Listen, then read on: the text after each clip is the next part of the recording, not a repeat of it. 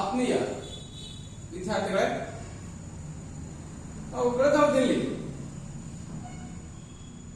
ಘಟಕ 2ರಲ್ಲಿ ಅಭಿಕ್ಷಮತೆ ಕುರಿತ ಚರ್ಚೆಯನ್ನು ಮಾಡ್ತಾ ಹೋಗಿದ್ದೀವಿ. ಅದರ ಮುಂದುವರೆದ ಭಾಗವಾಗಿ ಘಟಕ 2ರಲ್ಲಿ ನಾವು ಚರ್ಚೆ ಮಾಡೋದಾದ್ರೆ ಆಸಕ್ತಿ ಮತ್ತು ಮನೋಭಾವ, ಇಂಟ್ರೆಸ್ಟ್ ಅಂಡ್ ಅಟಿಟ್ಯೂಡ್ ಅನ್ನ ಚರ್ಚೆ ಮಾಡ್ತಾ ಹೋಗೋಣ. ಸಾಮಾನ್ಯವಾಗಿ ಆಸಕ್ತಿ ಅಂತಂದ್ರೆ ಇಷ್ಟಪಡುವುದು, ಶ್ರದ್ಧೆ, ಇಚ್ಛೆ,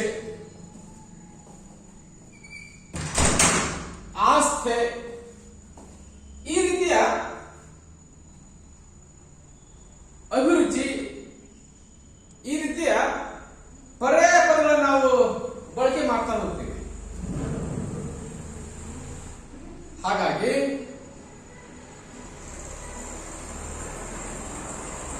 ಒಂದು ವಿಷಯವನ್ನ ಅರಿತುಕೊಳ್ಳಲು ಅವಧಾನ ಕೇಂದ್ರೀಕರಿಸುವ ಮನೋಬಲವೇ ಆಸಕ್ತಿ.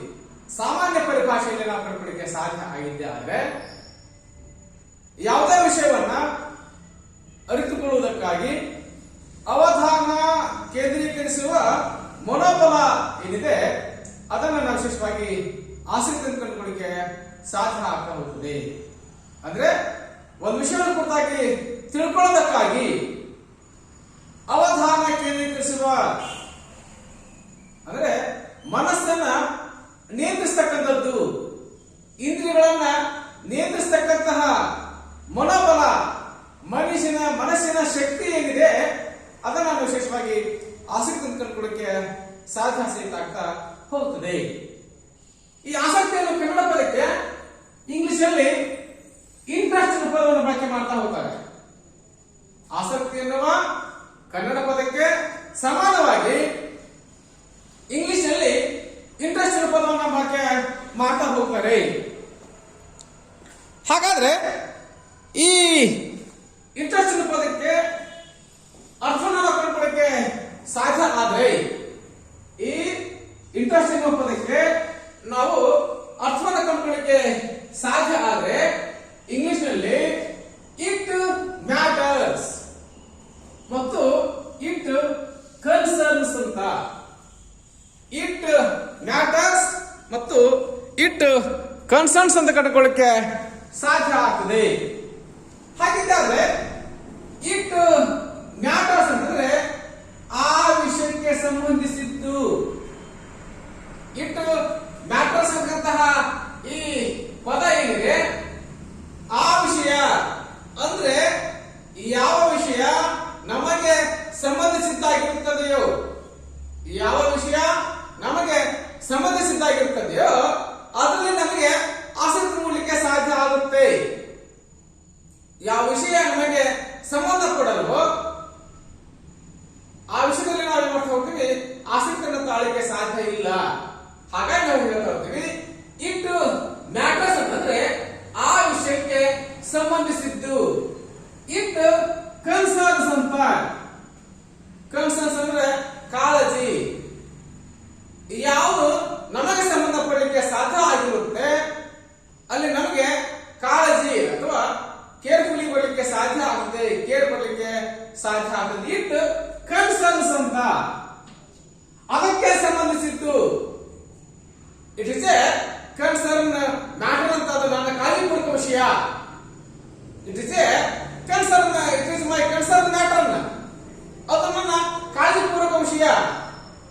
It is my concern matters ಅಂತ ಕಂಡುಕೊಳ್ಳಕ್ಕೆ ಸಾಧ್ಯ ಆಗ್ತದೆ. ಇಟ್ ಇಸ್ ಮೈ ಕನ್ಸರ್ನ್ ಅಂತ ಹೇಳ್ತೀವಿ ನಾವು.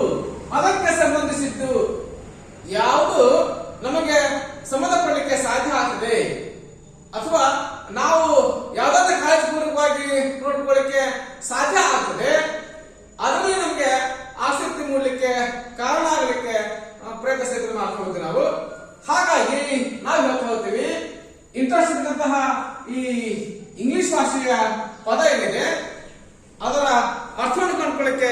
ಸಾಧ್ಯ ಆದ್ರೆ ಇಟ್ ಮ್ಯಾಟರ್ಸ್ ಮತ್ತು ಇಟ್ ಕನ್ಸರ್ನ್ಸ್ ಅನ್ನೋ ಪದವನ್ನು ಕಂಡುಕೊಳ್ಳಿಕ್ಕೆ ಸಾಧ್ಯ ಆಗುತ್ತೆ. ಇಟ್ ಮ್ಯಾಟರ್ಸ್ ಅಂದ್ರೆ ಅದಕ್ಕೆ ಸಂಬಂಧಿಸಿದ್ದು, ಇಟ್ ಕನ್ಸರ್ನ್ಸ್ ಅಂದ್ರೆ ಇಟ್ ಮ್ಯಾಟರ್ಸ್ ಅಂದ್ರೆ ಆ ವಿಷಯಕ್ಕೆ ಸಂಬಂಧಿಸಿದ್ದು, ಇಟ್ ಕನ್ಸರ್ನ್ಸ್ ಅಂದ್ರೆ ಅದಕ್ಕೆ ಸಂಬಂಧಿಸಿದ್ದು. ಯಾವ ವಿಷಯ ನಮಗೆ ಸಂಬಂಧಪಟ್ಟದೆ, ನಮಗೆ ಯಾವ ವಿಷಯ ಅತ್ಯಂತ ಕುತೂಹಲ ಅತ್ಯಂತ ಕಾಳಜಿಪೂರ್ವಕ ಆಗಲಿಕ್ಕೆ ಸಾಧ್ಯ ಆಗ್ತದೆ, ಅವಾಗ ನಾವು ಹೋಗ್ತೀವಿ ಅದರಲ್ಲಿ ಆಸಕ್ತಿಯನ್ನು ತಾಳಕ್ಕೆ ಪ್ರಯತ್ನ ಸಹಿತ ಮಾಡ್ತಾ ಹೋಗ್ತೀವಿ. ಹಾಗಿದ್ದಾಗ ನಾವು ವಿಶೇಷವಾಗಿ ಚರ್ಚೆ ಮಾಡ್ತಾ ಹೋದ್ರೆ ಇದರ ವ್ಯಾಖ್ಯಾನ ಕಂಡುಕೊಳ್ಳಕ್ಕೆ ನಾವು ಪ್ರಯತ್ನ ಮಾಡ್ತಾ ಹೋಗೋಣ. ಮನೋವಿಜ್ಞಾನಿ ಕ್ರೋ ಮತ್ತು ಕ್ರೋ ಪ್ರಕಾರ, ಮನೋವಿಜ್ಞಾನಿಯಾಗಿರ್ತಕ್ಕಂತಹ ಕ್ರೋ ಮತ್ತು ಕ್ರೋ ಪ್ರಕಾರ ಒಬ್ಬ ವ್ಯಕ್ತಿ ಒಂದು ವಸ್ತು ಚಟುವಟಿಕೆಯ ಕಡೆಗೆ ಗಮನ ಹರಿಸುವಂತೆ ಮಾಡುವ ಪ್ರೇರಣಾಶಕ್ತಿಯೇ ಆಸಕ್ತಿ. ಒಬ್ಬ ವ್ಯಕ್ತಿ ಒಂದು ವಸ್ತು ಚಟುವಟಿಕೆಯ ಕಡೆಗೆ ಗಮನ ಹರಿಸುವಂತೆ ಮಾಡುವ ಪ್ರೇರಣಾಶಕ್ತಿಯೇ ಆಸಕ್ತಿ. ಫಾರ್ ಎಕ್ಸಾಂಪಲ್ ಆಗಿ ಸಂತೆ ಮೈದಾನದಲ್ಲಿ ಒಬ್ಬ ಹಾವುಗಾರ ಹಾವನ್ನ ಹಾವಿನ ಜೊತೆ ಆಟ ಆಡಿಸ್ತಿದ್ದಾನೆ. ಅವನು ಯಾರು ಸಹಿತ ಕರೆದಿಲ್ಲ, ಏ ಬಾಬು ಬಾ ಬಂದೆ, ಈ ರೀತಿ ಅವನು ಆಟವನ್ನ ಆಡಿಸ್ತಿದ್ದಾನೆ. ಈ ಭಾಷೆಯಲ್ಲಿ ದೊಡ್ಡ ಹಾವಿದೆ ಅಂತಾನೆ ಯಾರಿಗೆ ತೋರಿಸೋದೇ ಇಲ್ಲ ಅಲ್ವೇ? ಹಾಗಾಗಿ ನಮ್ಮನ್ನು ಯಾರು ಕರೆದಿಲ್ಲ, ಅಲ್ಲಿ ನಾವೇ ಅಲ್ಲಿ ಸ್ವ ಇಚ್ಛೆಯಿಂದ ಹೋಗಿದ್ದೀವಿ. ಅಂದ್ರೆ ಒಬ್ಬ ವ್ಯಕ್ತಿ ಒಂದು ಚಟುವಟಿಕೆಯ ಕಡೆಗೆ ಗಮನ ಹರಿಸುವಂತೆ ಮಾಡುವ ಪ್ರೇರಣಾಶಕ್ತಿ ಅದೇನಿದೆ ಅದಕ್ಕೆ ನಾವು ಆಸಕ್ತಿ ಕಂಡುಕೊಳ್ಳಕ್ಕೆ ಸಾಧ್ಯ ಆಗ್ತಾ ಹೋಗ್ತದೆ. ಮನೋವಿಜ್ಞಾನಿ ಸ್ಟ್ರಾಂಗ್ ಹೇಳ್ತಾ ಇದ್ದಾರೆ, ಅಕಾರ್ಡಿಂಗ್ ಟು ಸ್ಟ್ರಾಂಗ್ ಪ್ರಕಾರ ಚಟುವಟಿಕೆಗಳ ಸುತ್ತ ಹೆಣೆದಿರುವ ವರ್ತನೆಯೇ ಆಸಕ್ತಿ. ಚಟುವಟಿಕೆಯೊಂದರ ಸುತ್ತ ಹೆಣೆದಿರ್ತಕ್ಕಂತಹ ವರ್ತನೆ ಇದೆ, ಅದನ್ನ ನಾವು ವಿಶೇಷವಾಗಿ ಆಸಕ್ತಿ ಕಂಡುಕೊಳ್ಳಕ್ಕೆ ಸಾಧ್ಯ ಆಗ್ತಾ ಹೋಗ್ತದೆ. ಇನ್ನ ಆಸಕ್ತಿಯ ಪ್ರಾಮುಖ್ಯತೆ ವಿಶೇಷವಾಗಿ ನಾವು ಚರ್ಚೆ ಮಾಡುವುದಂತಾನೆ, ಒಂದು ಮಗುವಿನ ಜ್ಞಾನ ವಿಕಾಸದಲ್ಲಿ ಆ ಮಗುವಿನ ಆಸಕ್ತಿ ಹೆಚ್ಚಿನ ಪ್ರಭಾವನ ಬೀರ್ತಾ ಹೋಗುತ್ತೆ. ಯಾವತ್ತೂ ಸಹಿತ ಆಸಕ್ತಿ ರಹಿತ ಕಲಿಕೆ ಮುಂದುವರಲಿಕ್ಕೆ ಸಾಧ್ಯ ಇಲ್ಲ, ಅದು ಕ್ಷಣಿಕ ಮಾತ್ರ. ಹಾಗಾಗಿ ಮಗು ಸ್ವಯಂ ಪ್ರೇರಣೆಯಿಂದ ಕಲಿಕೆಯಲ್ಲಿ ಪಾಲ್ಗೊಳ್ಳಿಕ್ಕೆ ಅವನಿಗೆ ಮೊದಲು ಆ ವಿಷಯದಲ್ಲಿ ಆಸಕ್ತಿ ಇರಬೇಕು.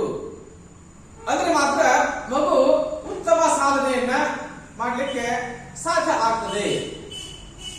ಹಾಗಾಗಿ ವಿಶೇಷವಾಗಿ ಹೇಳ್ತಾ ಹೋಗ್ತೀವಿ, ಆಸಕ್ತಿಯ ಪ್ರಾಮುಖ್ಯತೆ ಕಂಡುಕೊಳ್ಳಕ್ಕೆ ಸಾಧ್ಯ ಆದ್ರೆ ಮಕ್ಕಳ ಆಸಕ್ತಿಗಳ ಜ್ಞಾನ ಶಿಕ್ಷಕರಿಗೆ, ಪಾಲಕರಿಗೆ ಹಾಗೂ ಸಮಾಲೋಚಕರಿಗೆ ಅತ್ಯಂತ ಅವಶ್ಯಕ.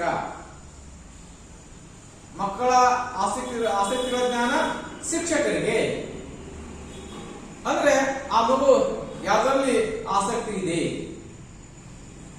ಆ ಮಗು ಯಾವ ಕ್ಷೇತ್ರಕ್ಕೆ ಸಮರ್ಥವಾಗಿದೆ ಅಂತಕ್ಕಂತಹ ಜ್ಞಾನ ಶಿಕ್ಷಕರಿಗೆ ಅತ್ಯಂತ ಅವಶ್ಯಕ.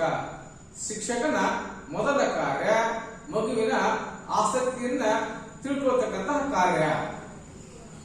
ಶಿಕ್ಷಕನ ಮೊದಲ ಕೆಲಸ ಅಂತಂದ್ರೆ ಮಗು ಯಾವ್ದ್ರಲ್ಲಿ ಎಷ್ಟು ಆಸಕ್ತಿಯಲ್ಲಿ ಇದೆ, ಅವ್ರಿಗೆ ಯಾವ ಕ್ಷೇತ್ರದಲ್ಲಿ ಸಮರ್ಥ ಆಗಲಿಕ್ಕೆ ಸಾಧ್ಯ ಇದೆ ಅಂತಕ್ಕಂತಹ ಶಕ್ತಿಯನ್ನ ಅವನು ತಿಳ್ಕೊಳ್ಳಿಕ್ಕೆ ಸಾಧ್ಯ ಆಗಿರ್ಬೇಕು. ಇನ್ನ ಪಾಲಕರಿಗೆ ಸಹಿತ ಮಗುವಿನ ಆಸಕ್ತಿಯನ್ನ ತಿಳ್ಕೊಳ್ಬೇಕು. ಒತ್ತಾಯಪೂರ್ವಕವಾಗಿ ಒಂದು ಕ್ಷೇತ್ರವನ್ನು ಆಯ್ಕೆ ಮಾಡಿಕೊಳ್ಳುವ ಮೂಲಕ ಸಾಧಿಸಲಿಕ್ಕೆ ಸಾಧ್ಯ ಇಲ್ಲ. ಒತ್ತಾಯಪೂರ್ವಕವಾಗಿ ಒಂದು ಕ್ಷೇತ್ರವನ್ನ ಆಯ್ಕೆ ಮಾಡಿಕೊಳ್ಳುವ ಮೂಲಕ ನಾವು ಸಾಧಿಸಲಿಕ್ಕೆ ಸಾಧ್ಯ ಇಲ್ಲ. ಹಾಗಾಗಿ ಮಗುವಿಗೆ ಏನ್ ಇಷ್ಟ ಇದೆ, ಮಗುವಿನ ಸಾಮರ್ಥ್ಯ ಎಷ್ಟು, ಅದರ ಆಧಾರದ ಮೇಲೆ ನಾವು ಏನ್ ಮಾಡ್ಕೋಬೇಕು, ಪೋಷಕರಾಗಿರ್ತಕ್ಕಂಥವ್ರು, ಪಾಲಕರಾಗಿರ್ತಕ್ಕಂಥವ್ರು ತಿಳ್ಕೊಳ್ಳಿಕ್ಕೆ ಸಾಧ್ಯ ಸಹಿತ ಆಗಿರಬೇಕು. ಇನ್ನ ಸಮಾಲೋಚಕ ಕೌನ್ಸಿಲಿಂಗ್ ಮಾಡ್ತಿದ್ದಾನೆ ಅಂತಂದ್ರೆ ನಮ್ಗೆ ಯಾರು ಹೇಳಿ, ಅವ್ರು ಸ್ವಲ್ಪ ತಿಳುವಳಿಕೆ ಹೇಳ್ರಿ, ಕೌನ್ಸಿಲಿಂಗ್ ಮಾಡಿ. ಕೌನ್ಸಿಲಿಂಗ್ ಮಾಡ್ತಕ್ಕಂಥವ್ರು ಸಹಿತ ಮಗುವಿನ ಆಸಕ್ತಿಯನ್ನ ಅರ್ಥೈಸ್ಕೊಳ್ಳಿಕ್ಕೆ ಪ್ರಯತ್ನ ಮಾಡ್ತಾ ಹೋಗ್ಬೇಕು. ಹಾಗಾಗಿ ಶಿಕ್ಷಕರಿಗೆ, ಪಾಲಕರಿಗೆ ಮತ್ತು ಸಮಾಲೋಚಕರಿಗೆ ಮಗುವಿನ ಆಸಕ್ತಿಯ ಜ್ಞಾನ ಅತ್ಯಂತ ಅವಶ್ಯಕವನ್ನು ನಾವು ವಿಶೇಷವಾಗಿ ಚರ್ಚೆ ಮಾಡ್ತಾ ಹೋಗ್ತೀವಿ. ಶಿಕ್ಷಕರು ಪರಿಣಾಮಕಾರಿಯಾಗಿ ಬೋಧನಾ ಕಾರ್ಯ ಕೈಗೊಳ್ಳಲು ವಿದ್ಯಾರ್ಥಿಗಳ ಆಸಕ್ತಿಗಳ ಜ್ಞಾನ ಅತ್ಯಂತ ಅಗತ್ಯ. ಹಾಗಾದ್ರೆ ಮಗು ಏನನ್ನು ಇಷ್ಟಪಟ್ಟಿದೆ, ಮಗು ನನ್ನಿಂದ ಏನನ್ನು ಬಯಸುತ್ತೆ, ಹಾಗೆ ನಾನು ಕೊಡಬೇಕಾಗಿರೋದೇನು, ಮಗು ಯಾವ ಹಂತದಲ್ಲಿದೆ, ಏನನ್ನ ಬಯಸುತ್ತೆ, ಮಗುವಿನ ಅಗತ್ಯಗಳೇನು ಅನ್ನೋದನ್ನ ಶಿಕ್ಷಕ ಆಗಿರ್ತಕ್ಕಂಥ ಸಹಿತ ತಿಳ್ಕೊಂಡಿದ್ರೆ ಮಾತ್ರ ಪರಿಣಾಮಕಾರಿಯಾಗಿ ಪಾಠ ಮಾಡಬಲ್ಲ. ಮಕ್ಕಳಿಗೆ ಹೊರಹಿತ ಕಲಿಕೆಯನ್ನು ಮಾಡಿಸಲಿಕ್ಕೆ ಸಾಧ್ಯ ಆಗುತ್ತೆ. ಇಲ್ಲಿ ಹೋದ್ರೆ ಬೋರ್ಗಲ್ ಮೇಲೆ ನೀರು ಸುರಿದಂತೆ ಅಂತ ಹೇಳ್ತೀವಿ ನಾವು. ಕಲ್ ಮೇಲೆ ಎಷ್ಟು ನೀರು ಹಾಕಿದ್ರು ಸಹಿತ ಕಲ್ಲು ಮೊಳಕೆ ಹೊಡ್ಲಿಕ್ಕೆ ಸಾಧ್ಯ ಇಲ್ಲ ಅಲ್ವೇ? ಹಾಗಾಗಲಿಕ್ಕೆ ಸಾಧ್ಯ ಆಗ್ತಾ ಹೋಗುತ್ತದೆ. ಇನ್ನ ವಿದ್ಯಾರ್ಥಿಗಳು ತರಗತಿಯಲ್ಲಿ ಏಕಾಗ್ರತೆ ಹೊಂದುವಂತೆ ಮಾಡಲು ಅವರ ಆಸಕ್ತಿ ಜ್ಞಾನ ಅವಶ್ಯಕ. ಒಬ್ಬ ವಿದ್ಯಾರ್ಥಿ ಆಗಿರ್ತಕ್ಕಂಥವನು ತರಗತಿಯಲ್ಲಿ ಆಸಕ್ತಿಯನ್ನ ತಾಳ್ಬೇಕು ಅಂತಂದ್ರೆ ಅವನಿಗೆ ಆ ವಿಷಯದಲ್ಲಿ ಆಸಕ್ತಿ ಇರಬೇಕು. ವಿಷಯದಲ್ಲಿ ಆಸಕ್ತಿ ಇಲ್ಲದೇನೆ ನಮ್ಮಿಂದ ಏನೂ ಮಾಡಲಿಕ್ಕೆ ಸಾಧ್ಯ ಇಲ್ಲ. ಹಾಗಾಗಿ ಒಂದು ಮಗು ತರಗತಿಯಲ್ಲಿ ಏಕಾಗ್ರತೆ ಅಂದ್ರೆ ತನ್ನ ಮನಸ್ಸಿನ ನಿಯಂತ್ರಣ ಮಾಡಿಕೊಂಡು ಕಲಿಕೆಯಲ್ಲಿ ಪಾಲ್ಗೊಳ್ಳಲಿಕ್ಕೆ ಸಾಧ್ಯ ಆಗೋದಾದ್ರೆ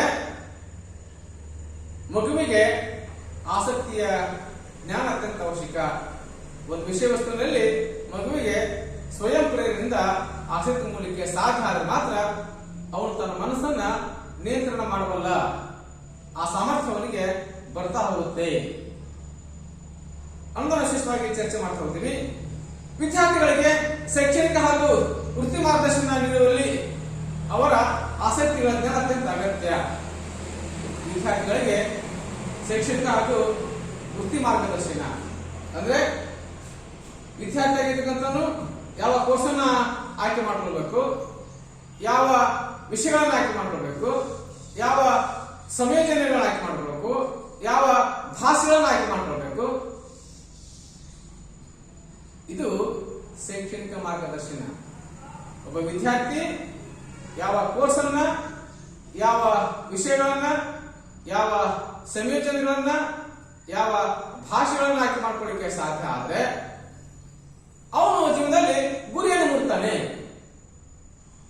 ಅವನಿಗೆ ಸಾಧನೆ ಮಾಡಲಿಕ್ಕೆ ಕಾರಣ ಆಗ್ತದೆ ಅನ್ನೋದನ್ನ ನಾವು ವಿಶೇಷವಾಗಿ ಅರ್ಥ ಮಾಡ್ಕೊಂಡಿರ್ಬೇಕು. ಜೊತೆಗೆ ಅವನಿಗೆ ವೃತ್ತಿ ಮಾರ್ಗದರ್ಶನ, ಭಾವಿ ಭವಿಷ್ಯದಲ್ಲಿ ವಿದ್ಯಾರ್ಥಿ ಇರ್ತಕ್ಕಂಥವನು ನಿರ್ದಿಷ್ಟ ವೃತ್ತಿಯನ್ನು ಕೈಗೊಳ್ಳಲಿಕ್ಕೆ ಸಾಧ್ಯ ಆಗುವ ನಿಟ್ಟಿನಲ್ಲಿ ಅವನಿಗೆ ಮಾರ್ಗದರ್ಶನ ಮಾಡೋದಾದ್ರೆ ಹಲವಾರು ವೃತ್ತಿಗಳ ಪರಿಚಯ ನಮಗೆ ಇರಬೇಕು. ಅವರ ಸಾಮರ್ಥ್ಯಕ್ಕೆ ಅನುಗುಣವಾಗಿ, ವಿದ್ಯಾರ್ಥಿಯ ಆಸಕ್ತಿಗೆ ಅನುಗುಣವಾಗಿ ಯಾವ ಉತ್ತಮ ಕೆಲಸ ಆಗಲಿಕ್ಕೆ ಸಾಧ್ಯ ಆಗ್ತದೆ, ವೃತ್ತಿ ಆಗಲಿಕ್ಕೆ ಸಾಧ್ಯ ಆಗ್ತದೆ, ಅವರಿಂದ ವೃತ್ತಿ ಮುಂದುವರಿಸ್ಕೊಂಡು ಹೋಗಲಿಕ್ಕೆ ಸಾಧ್ಯನಾ ಅನ್ನತಕ್ಕಂತಹ ಸಾಮಾನ್ಯ ಜ್ಞಾನ ವೃತ್ತಿ ಮಾರ್ಗದರ್ಶನಿಗೆ ಇರಬೇಕಾಗುತ್ತೆ. ಹಾಗಾಗಿ ವಿದ್ಯಾರ್ಥಿಗಳಿಗೆ ಶೈಕ್ಷಣಿಕ ಮತ್ತು ವೃತ್ತಿ ಮಾರ್ಗದರ್ಶನ ಮಾಡೋದಕ್ಕೆ ಅವರ ಆಸಕ್ತಿ ಅತ್ಯಂತ ಅವಶ್ಯಕತೆ ವಿಶೇಷವಾಗಿ ಚರ್ಚೆ ಸಹಿತ ಮಾಡ್ತಾ ಹೋಗ್ತೀವಿ. ದೇಶವನ್ನಾಗಿ ವಿದ್ಯಾರ್ಥಿಗಳು ಸೂಕ್ತ ಗುರಿಗಳನ್ನು ಹೊಂದಿ ಅವುಗಳನ್ನು ಸಾಧಿಸುವಂತೆ ಪ್ರೇರೇಪಿಸಲು ಆಸಕ್ತಿಗಳು ನೆರವಾಗ್ತವೆ. ವಿದ್ಯಾರ್ಥಿಯಾಗಿರ್ತಕ್ಕಂಥವನು ಸೂಕ್ತ ಗುರಿಗಳನ್ನ ಹೊಂದುವ ಮೂಲಕ ಆ ಗುರಿಗಳನ್ನ ಸಾಧಿಸುವಂತೆ ಮಾಡುವಲ್ಲಿ ಅವನ ಆಸಕ್ತಿ ಏನಿದೆ ಅತ್ಯಂತ ಪ್ರಮುಖ ಪಾತ್ರವನ್ನ ವಹಿಸುತ್ತೆ. ಅಂದ್ರೆ ವಿದ್ಯಾರ್ಥಿ ತನ್ನ ಸಾಧನೆಗೆ ಅವನ ಆಸಕ್ತಿಯ ಪ್ರಮುಖ ಕಾರಣ. ಆಸಕ್ತಿ ಇಲ್ಲದೆ ನಾವು ಯಾವುದೇ ಕಾರ್ಯ ಮಾಡಲಿಕ್ಕೆ ಸಾಧ್ಯ ಇಲ್ಲ. ಹಾಗಾಗಿ ಆಸಕ್ತಿ ಏನಿದೆ ಒಬ್ಬ ವಿದ್ಯಾರ್ಥಿಯ ಸಾಧನೆಯಲ್ಲಿ ಗಮನಾರ್ಹವಾದಂತಹ ಪಾತ್ರವನ್ನ, ಅತ್ಯಂತ ಪ್ರಮುಖವಾದಂತಹ ಪಾತ್ರವನ್ನ, ಸ್ವಯಂ ಪ್ರೇರಣೆಯನ್ನ ಮೂಡಿಸ್ತಕ್ಕಂಥ ಕೆಲಸವನ್ನ ಆಸಕ್ತಿ ಮಾಡ್ತಾ ಹೋಗುತ್ತೆ. ಇನ್ನ ಪಠ್ಯಕ್ರಮ ರಚನೆ ಕಾಲದಲ್ಲಿ ಮಕ್ಕಳ ಆಸಕ್ತಿ ಅತ್ಯಂತ ಉಪಯುಕ್ತ. ಪಠ್ಯಕ್ರಮವನ್ನ ರಚನೆ ಮಾಡ್ಕೊಂಡಾಗ ಮಗುವಿನ ಆಸಕ್ತಿಯನುಗುಣವಾಗಿ, ಮಗುವಿನ ಅಭಿರುಚಿಗನುಗುಣವಾಗಿ ಪಠ್ಯಕ್ರಮವನ್ನ ರಚನೆ ಮಾಡಲಿಕ್ಕೆ ಸಾಧ್ಯ ಆಗಿದೆ. ಪಠ್ಯಕ್ರಮ ರಚನಾ ತತ್ವಗಳಲ್ಲಿ ಆಸಕ್ತಿಗೆ ಪ್ರಮುಖ ಅಂಶ ಇದೆ.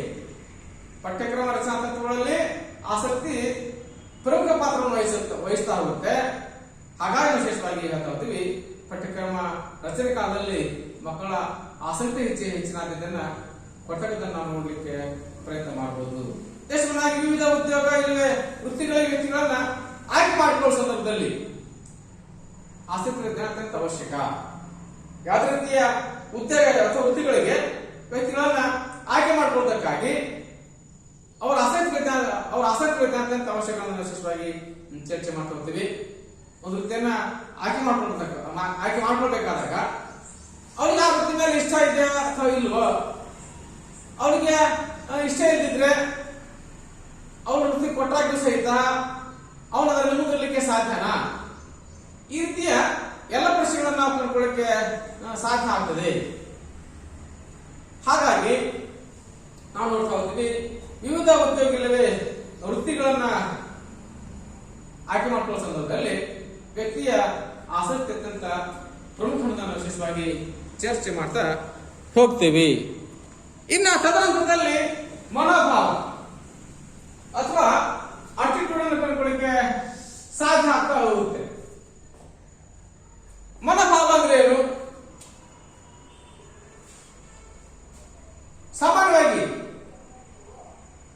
ಸಾಮಾನ್ಯ ಪರಿಭಾಷೆಯಲ್ಲಿ ಹೇಳಲಿಕ್ಕೆ ಸಾಧ್ಯ ಆದ್ರೆ ಒಬ್ಬ ವ್ಯಕ್ತಿ ಒಂದು ವಸ್ತು, ಒಂದು ಪರಿಕಲ್ಪನೆ ಕುರಿತಾಗಿ ತಾಳುವ ಪೂರ್ವ ಕಲ್ಪನೆ ಏನಿದೆ ಅದನ್ನ ವಿಶೇಷವಾಗಿ ಆಟಿಟ್ಯೂಡ್ ಅಥವಾ ಮನೋಭಾವ ಕಂಡುಕೊಳ್ಳಿಕ್ಕೆ ಸಾಧ್ಯ ಆಗುತ್ತೆ. ಒಬ್ಬ ವ್ಯಕ್ತಿ ಒಂದು ವಸ್ತು, ಒಂದು ಪರಿಕಲ್ಪನೆ ಕುರಿತಾಗಿ ವ್ಯಕ್ತಿ ತಾಳ್ತಕ್ಕಂತಹ ಪೂರ್ವ ಕಲ್ಪನೆ ಏನಿದೆ ಅದನ್ನ ವಿಶೇಷವಾಗಿ ಮನೋಭಾವ ಕಂಡುಕೊಳ್ಳಿಕ್ಕೆ ಸಾಧ್ಯ ಆಗಿರುತ್ತದೆ.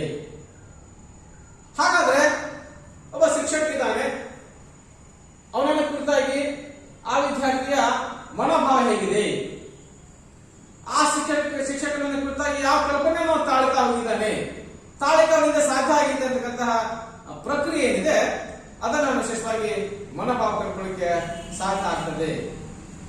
ಮನೋಧೋರಣೆ ಎಂಬುದು ವ್ಯಕ್ತಿಯು ನಿರ್ದಿಷ್ಟ ರೀತಿಯಲ್ಲಿ ಪ್ರತಿಕ್ರಿಯಿಸುವಂತೆ ಅವನ ವರ್ತನೆಗೆ ನಿರ್ದೇಶನ ನೀಡತಕ್ಕಂತಹ ಮನಸ್ಸಿನ ಸ್ಥಿತಿ. ಹಾಗಾಗಿ ಒಂದು ನಿರ್ದಿಷ್ಟ ಸನ್ನಿವೇಶಕ್ಕೆ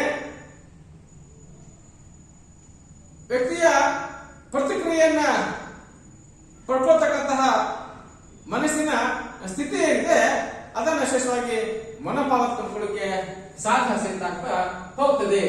ಮನೋವಿಜ್ಞಾನಿ ಸೂರ್ಯ ನೂನ್ ಹೇಳ್ತಕ್ಕಂತಹ ಪ್ರಕಾರ, ಮನೋವಿಜ್ಞಾನಿ ಸೂರ್ಯ ನೂನ್ ಏನಂದ್ರೆ ಇವ್ರ ಪ್ರಕಾರ ನಾವು ಮನೋಭಾವ ಕಂಡುಕೊಳ್ಳಿಕ್ಕೆ ಸಾಧ್ಯ ಆದ್ರೆ ಒಬ್ಬ ವ್ಯಕ್ತಿ ವಿಷಯ ಅಥವಾ ವಸ್ತುವಿನ ಕುರಿತು ನಿರ್ದಿಷ್ಟ ಭಾವನೆ ಹೊಂದಿರುವುದೇ ಮನೋಭಾವ.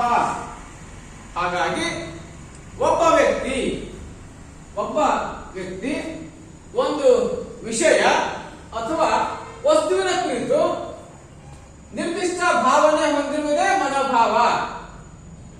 ಫಾರ್ ಎಕ್ಸಾಂಪಲ್ ಆಗಿ ಇಂಗ್ಲಿಷ್ ವಿಷಯ ನಮಗೆ ಭಾರಿ ಕಷ್ಟ, ಇಟ್ ಈಸ್ ಮೈ ಅಟಿಟ್ಯೂಡ್, ಇದು ನನ್ನ ಮನೋಭಾವ.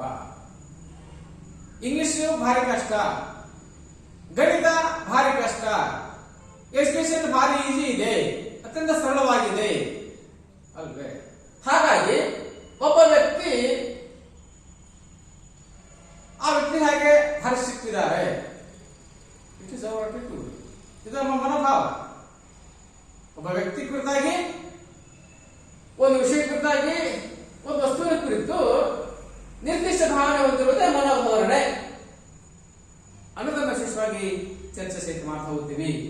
ಇನ್ನ ಜೆಡಬ್ಲ್ಯೂ ಅಲ್ಪೋರ್ಟ್ ಪ್ರಕಾರ, ಮನೋವಿಜ್ಞಾನಿಗಳಾಗಿರ್ತಕ್ಕಂತಹ ಜೆಡಬ್ಲ್ಯೂ ಅಲ್ಪೋರ್ಟ್ ಪ್ರಕಾರ ನಿರ್ದಿಷ್ಟ ವಸ್ತುಗಳಿಗೆ ವ್ಯಕ್ತಿಯು ತೋರುವ ಅನುಕ್ರಿಯೆಯ ಮೇಲೆ ಅನುಭವಗಳಿಂದ ಸಂಘಟಿಸಲ್ಪಟ್ಟ ಮಾನಸಿಕ ಮತ್ತು ನರಮಂಡಲದ ಸಿದ್ಧಸ್ಥಿತಿಯೇ ಮನೋಧೋರಣೆ. ಅತ್ಯಂತ ಸ್ಪಷ್ಟವಾಗಿದೆ. ಅಲ್ಪೋರ್ಟ್ ಜೆಡಬ್ಲ್ಯೂ ಅಲ್ಪೋರ್ಟ್ ಹೇಳಿದ್ರೆ ಅತ್ಯಂತ ಸ್ಪಷ್ಟವಾಗಿ ತಿಳಿಸ್ತಕ್ಕಂಥ ಕೆಲಸವನ್ನ ಮಾಡ್ತಾ ಹೋಗಿದ್ದಾರೆ.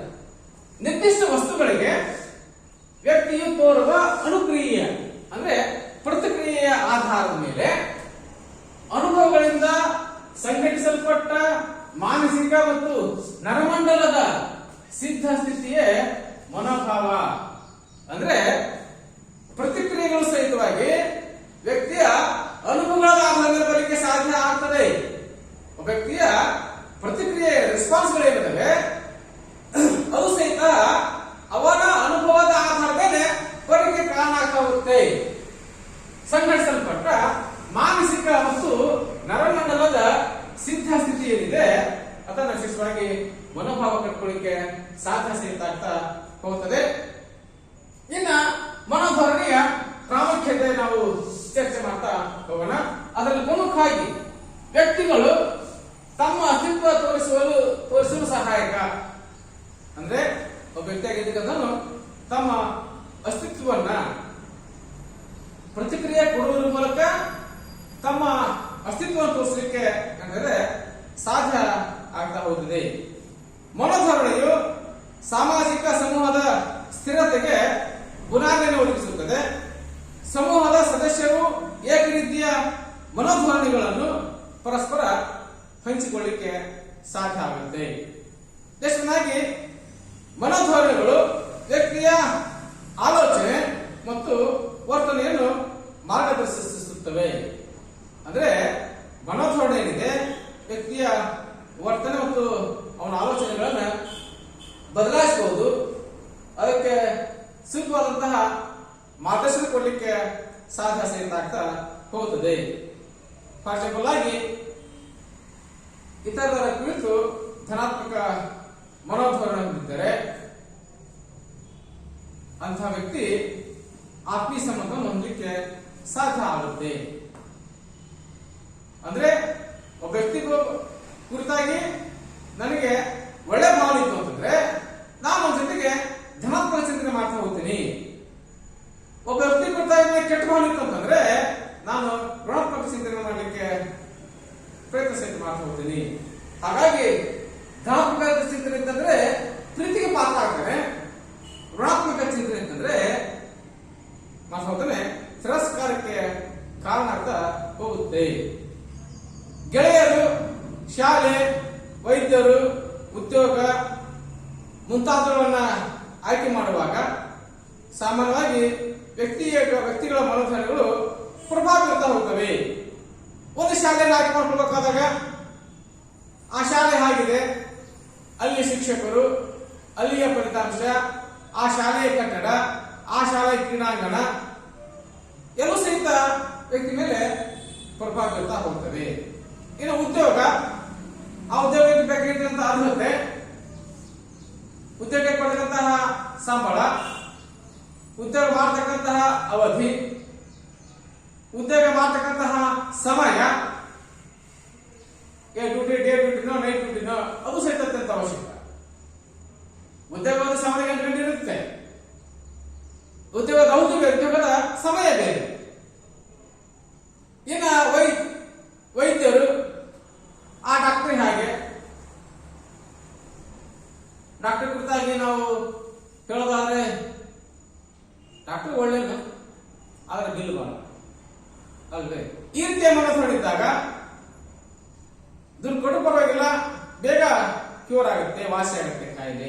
ಈ ರೀತಿಯ ಮನೋಭಾವ, ಡಾಕ್ಟರ್ ಪರವಾಗಿಲ್ಲ ಬಿಲ್ ಭಾಳ ಆಗುತ್ತೆ, ದುಡ್ಡು ಕೊಟ್ಟರು ಪರವಾಗಿಲ್ಲ ಬೇಗ ವಾಸಿ ಆಗುತ್ತೆ.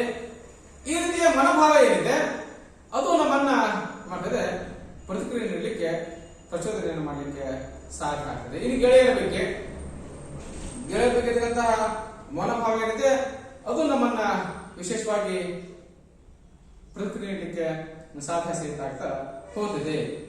ವಿದ್ಯಾರ್ಥಿಗಳಲ್ಲಿ ಅಪೇಕ್ಷಿತ ಮತ್ತು ಧನಾತ್ಮಕ ಮನೋಧೋರಣೆಗಳನ್ನು ಬೆಳೆಸಿಕೊಳ್ಳುವಂತೆ ಸೂಕ್ತ ಮಾರ್ಗದರ್ಶನ ಮಾಡಬಹುದು.